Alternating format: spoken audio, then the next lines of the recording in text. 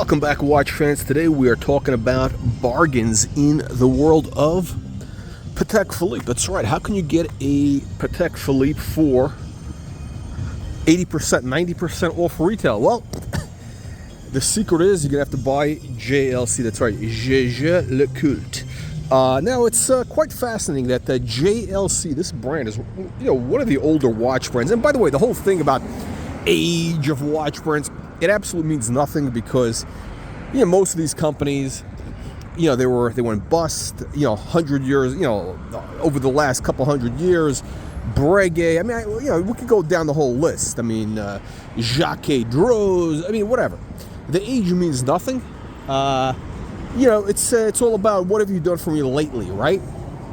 And look, we know Patek Philippe has been known for very good quality in the last, let's call it 60, 75 years, 100 years. Although today, their watches, the design-wise, much to be desired. I think they're going to be having some real troubles. But one of the real old established brands, again, part of the, you have kind of this alleged holy trinity, which is Patek, Audemars Piguet, and Vacheron Constantin.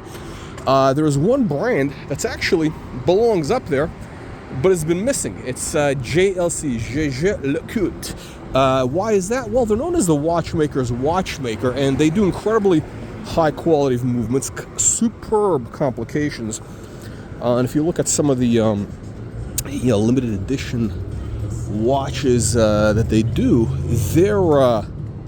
they surpass anything that Patek or AP or Vacheron does. Again, the Hybris line, it's incredible stuff. And they've made movements, that's right, they have supplied the movements to Audemars Piguet, Patek Philippe, Vacheron, and Cartier, that's right. So this watch, actually, this exact same movement that you see in this watch, this is the Master Géographique Dual Time.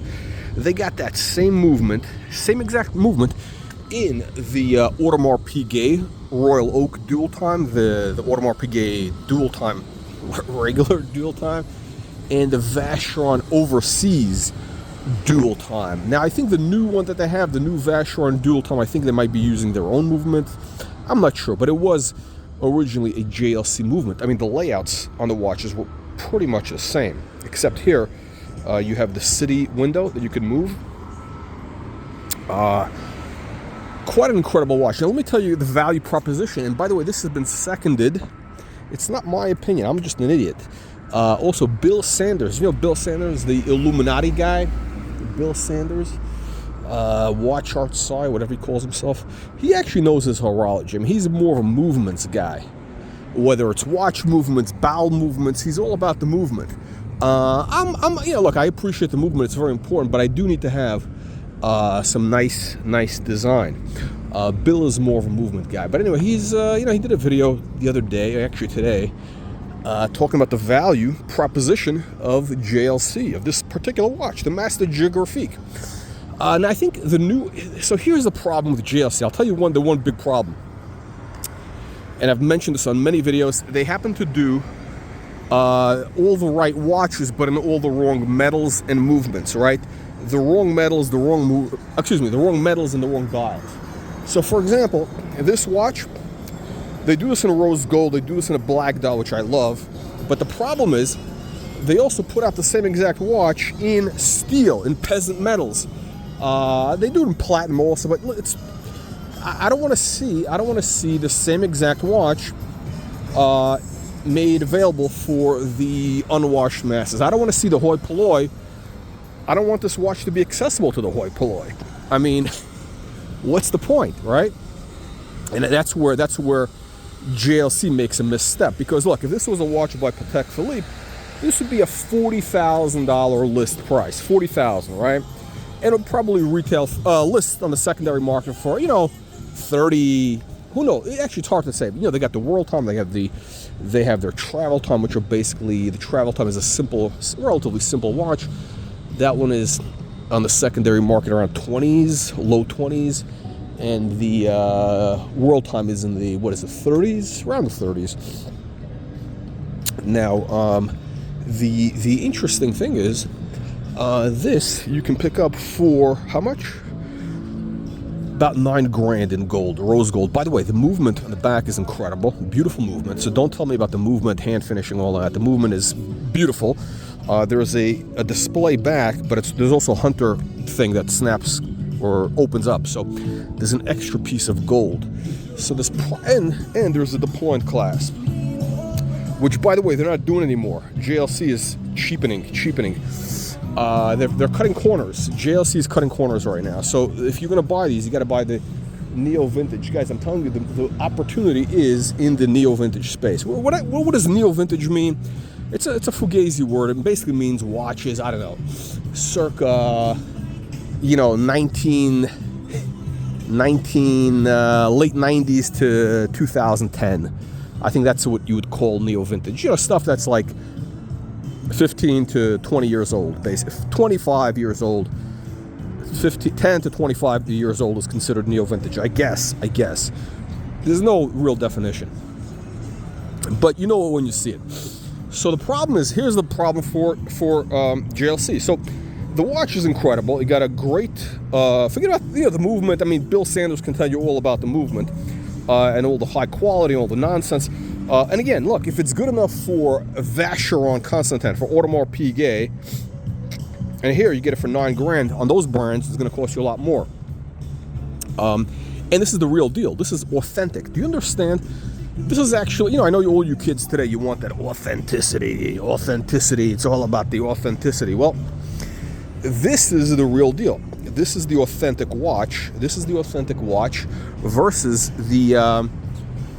just the Audemars Piguet or the Vacheron, where they just, put their own name on it in a different case or whatever.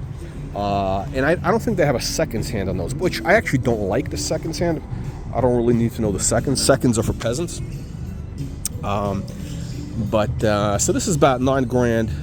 AP is going to be, the Royal Oaks obviously are going to be in the 20s to start with.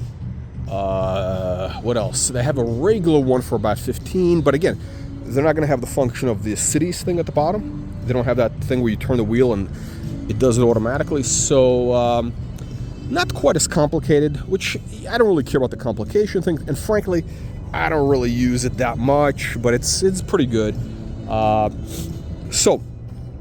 But what's important to me is that this is the real deal. This is the authentic thing made by the real brand, versus the others are just white label. That's right, they're white label. It's white label. It's they don't really make those watches. It's made by JLC. So the problem though with the JLC is, when they're churning out thousands of these in steel, it cheapens the brand, and they do a lot of steel watches. So that's given them a bit of that peasant patina, and that's why the brand is not doing well. But that presents the value for you as a collector / investor, if you will. Now, look, if you buy one of these for, let's just say, $9,000, and you can find them for around $9,000, you're not going to lose money. Your money is safe. Again, this is not investment advice. They also make this in steel for, from what I understand, around $5,000. I think there's examples out there for $5,000, which I think is actually high. I'd rather get a beaten up example in gold than wear steel, because it doesn't make any sense. I've explained before why I'm not into steel dress watches. Okay, meaning anything on a strap is a dress watch. So, they do a bracelet watch, fine. Steel bracelet is okay, Rolex, etc. But we all know that the only people who make good bracelet watches is Rolex, AP, and possibly Patek, but only for the Nautilus. So you're talking about really, two really good, only two bracelet sports watchmakers. Where were we on this? So that's the big opportunity. That's the big opportunity in the for the Illuminati watch collectors out there. The JLC. It's funny. I have the Patek dual time as well. This one, I think, is a better watch. Half the price. Actually, less than half the price. A little bit less than half the price. 60%. No, this is 40% of the price of the Patek. and a much more impressive movement. So, in a nutshell, don't be tomato canned. See, the thing is, right now, and this is kind of where I'm going with this video, is right now, the problem with Patek Philippe, I think the great danger is Patek, the prestige of Patek can really get whacked over the next couple of years. It could get whacked because they're doing really bad watches. Thierry Stern has put the company on a collision course with an iceberg. Yeah, I really don't like the new Patek watches. Horrible designs. I think they're going to go downhill. They're cutting some corners, I think, at some of the stuff they're doing. And so Patek is in danger. If you're buying Patek, you're in danger of taking a big hit on your watches. I mean, all their modern watches are selling at discounts. Whereas, if you buy something like this, it's already been depreciated. There's no downside. There's like, where's it going to go? It's going to go to $8,000. I mean, there's probably $5,000 in gold in here if you melt it, right? So, I don't think you're going to take a loss if you buy JLC at the right price. Again, you have to realize there is a bit of a downside with JLC, is that you're going to see peasants out there wearing this watch, or as they say, rocking this watch in steel. It's a problem. You don't want to have those peasant vibes. That's the only downside. Now, what else don't I like about the watch? I don't really care for the seconds hand. I mentioned that. The actual hands, the hour and minute hand, I find them a little bit too similar in terms of they're not. I think the minute hand should be longer. I don't know. It makes it sometimes a little difficult to read because they look very similar. If you look at the watch, I don't know. It's in certain conditions, it's not as easy to read. Oh, and there's also no lume. So you wake up in the middle of the night or at night, and you can't tell what time it is. Why? Because there's no damn lume. But it is what it is. It is what it is. So there's certain compromises. Of course, we have the strap by it's a bespoke strap and beautiful. What do I call this? What's the? It's not a tan. It's a taupe. A taupe crocodile or alligator, whatever. Yeah, there we go. Unbelievable. Camille Fournier, who actually makes the straps for JLC. So it's actually, almost OEM, better than OEM, whatever. Anyway, bottom line is, I'm not here to, tell you about, the greatness of JLC, because, they're not paying me. I'm not their brand ambassador. They have issues. They have some issues. But overall, you're getting a deal. Why? Because, again, you're getting value for money. You're getting super quality movement. The design, I think, if you compare this design to modern Patek, it's pretty much the same. Again, modern Patek is not great. This design, I would say, on a scale of 1 to 10, I'd give it a 7. 7.5. On a scale of 1 to 10, I'd rate this as 7.5. Not great. There's, again, the case might be a little bit thick, might be a little big. It's about a 37.5 millimeter, I believe. There's, so there's a couple little things which, I'd prefer were a little bit different. But it does have that kind of that modern Patek aesthetic, which I actually don't like. That's the one bad thing I don't like about it, is it does have some of the modern kind of Patek aesthetic. Well, I should say whatever Patek is doing. By the way, you do also have the date wheel. So you got a date wheel, which is very valuable. You got a date wheel, beautifully done, blued hands. You got a power reserve, which, again, I don't need the power reserve.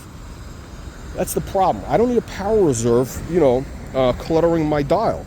I mean, who cares how much power is, you wind it, or it's an automatic watch, right? Or I'll tell you what, put the power reserve on the back and get rid of that extra piece of gold.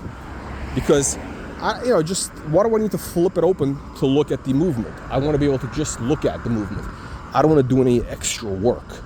I know they add that extra little gold door because it's more prestigious. It means that they're not cutting corners or whatever. But to me, it's just unnecessary, and it kind of gets in the way. Because it makes the watch heavier, a little bit thicker. And it makes it more expensive in theory if you would have bought it new. They don't do it now. But if you see some of my videos, I do show the back. You flip it open and you see the movement and all that. It's quite beautiful. But that's the deal. So I would consider this it's kind of like what is it? Like the Maserati. The Maserati. I think the engines. From what I understand, on I forgot what year it was, but the Maserati engines were actually Ferrari engines. They were the same engines that Ferrari made. They were the V8 engines. Some of you guys can explain this. But anyway, the bottom line was the Maserati engines in some of the model years were actually made by Ferrari. Like really legitimate Ferrari. Not the ones now, which is, I think, technically Ferrari, but not really Ferrari. Kind of like the way that...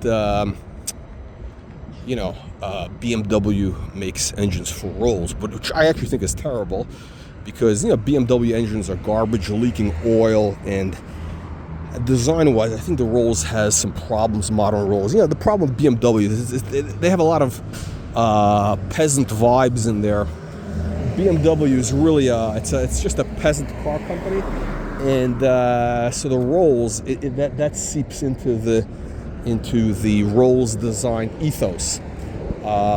They got their the DNA, the peasant DNA has seeped into Rolls-Royce, which is very, very unfortunate. But not Bentley. Bentley has managed to avoid that fate. They're owned by VW, Lamborghini, Audi, whatever they call themselves. But they managed to have high quality engines and all that stuff, which are basically what is it? That's basically Porsche, Lamborghini, Volkswagen design know-how that goes into the Bentley, versus Rolls is essentially just a BMW, which is BMW is really. It's a brand for wannabes. It's a wannabe brand for people who can't afford Mercedes and who think that they're Formula One drivers. It's an aspirational brand for brokesters. It's I think that's why they call it BMW, Brokster Motorwerken. Brokster Motorwerken. That's right. That's why Archie Luxury has a BMW 3 Series. Can you imagine this? A 50-something-year-old man buying a brand new BMW 3 Series and as a flex. I mean, come on, and with a basic interior package, with the cheapest interior, nasty vinyl, leather seats. Well, that's Archie Luxury for you. Archie Luxury. Actually, it's funny. Archie Luxury would buy. Actually, Archie Luxury does, I think, have. He does have a JLC. There is value. The thing with Archie is he does understand some value propositions, but always manages to make the wrong decisions. So who knows? Anyway, let me know what you punters think. Leave your nasty, vicious comments below. We'll see you all on the next one.